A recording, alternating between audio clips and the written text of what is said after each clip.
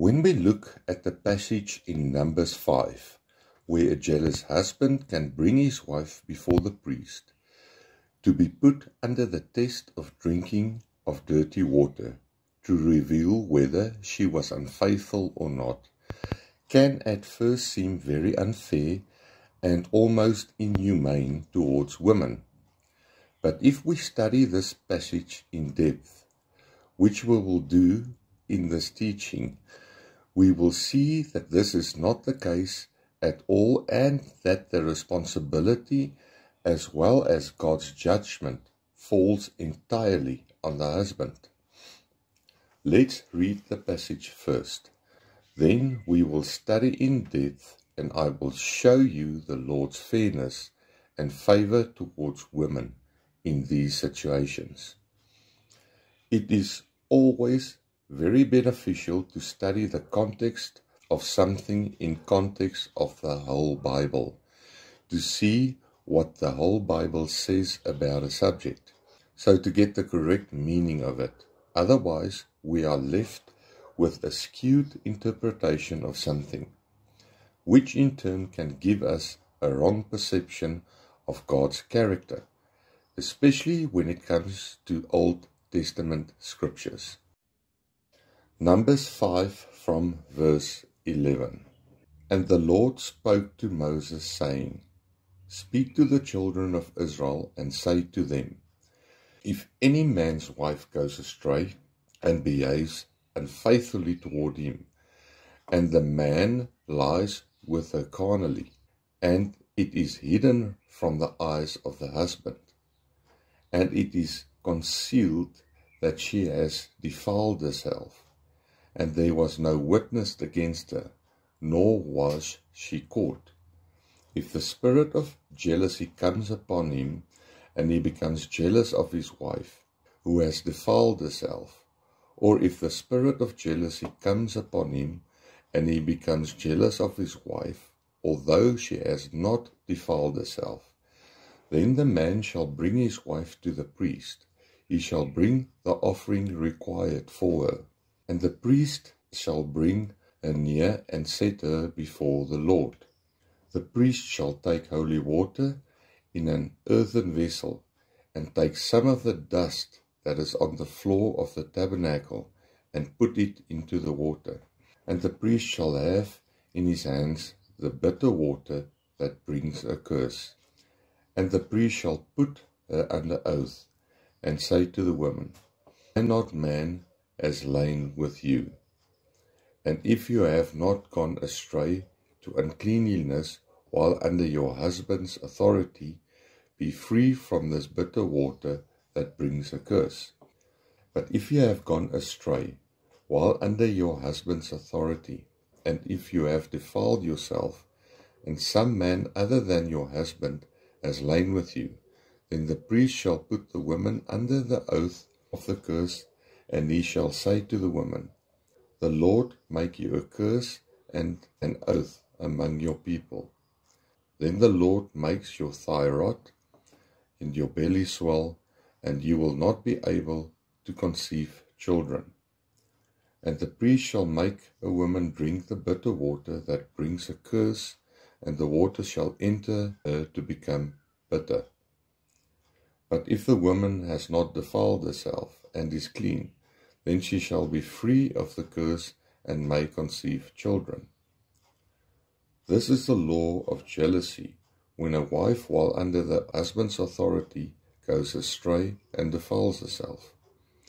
Or when the spirit of jealousy comes upon a man, and he becomes jealous of his wife. Then he shall stand the woman before the Lord, and the priest shall execute all this law upon her. Then the man shall be free from iniquity, but that woman shall bear her guilt. When we read this at first, on the face of it, without knowing all the relevant facts, because we did not look at this in the context of the whole Bible, to see what the rest of the Bible says about this, we can come under error and see this as a lack of equality and a terrible injustice to women. But when we study this carefully and look at what the rest of the Bible says on the subject, we see a whole other side which is not in this one passage, but explained in other passages in the Bible. Hosea 4 shows how God exempts women from punishment for the sexual sin, and only inflicts punishment on men, when husbands and fathers are not setting a godly example in the house. Let's look at it. Hosea 4, verse 11 to 19. Wine and whiskey seduce the heart of my people and leave my people in a stupor. They ask questions of a dead tree, expect answers from a sturdy walking stick. Drunk on sex, they can't find their way home. They've replaced their God with their genitals. I will not punish your daughters when they sell the use of their bodies, or your brides when they do sex sins or commit adultery. I will not punish them, because the men themselves, the fathers and husbands, have sexual relations with whores and offer sacrifices with the temple prostitutes.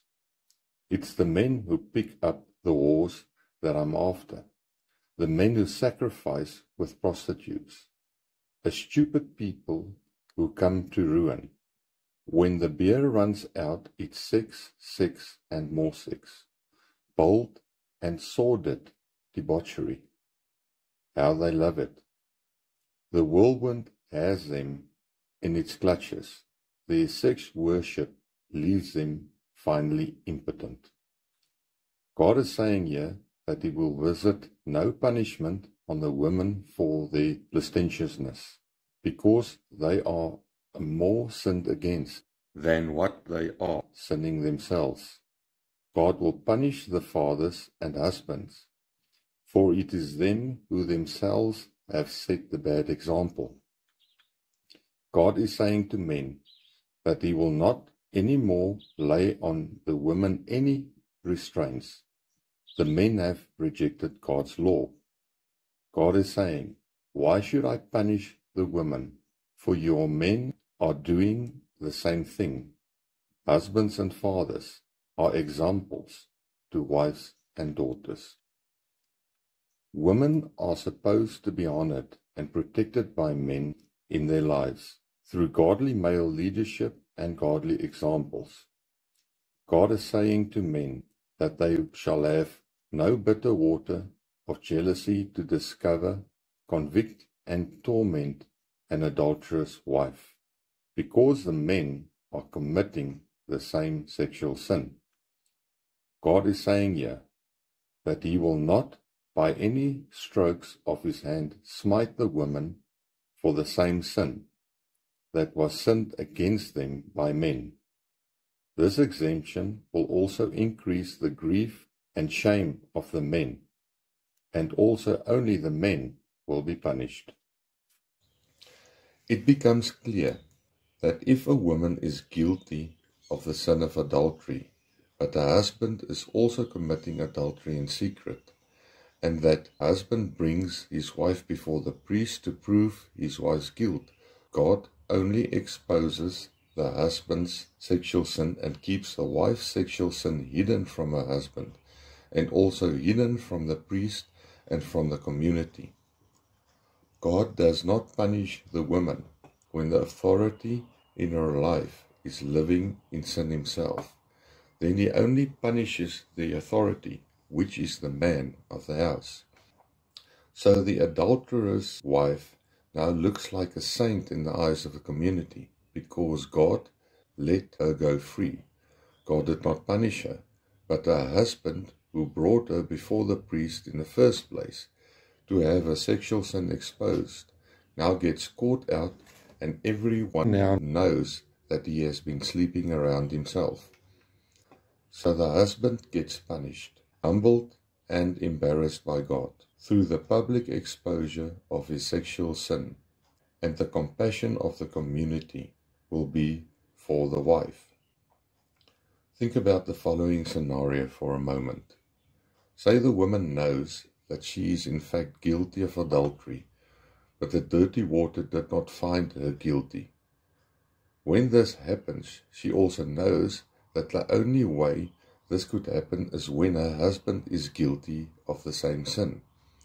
So now the husband's adultery has been exposed to his wife, but the husband will never know about his wife's infidelity, as God is hiding it from him.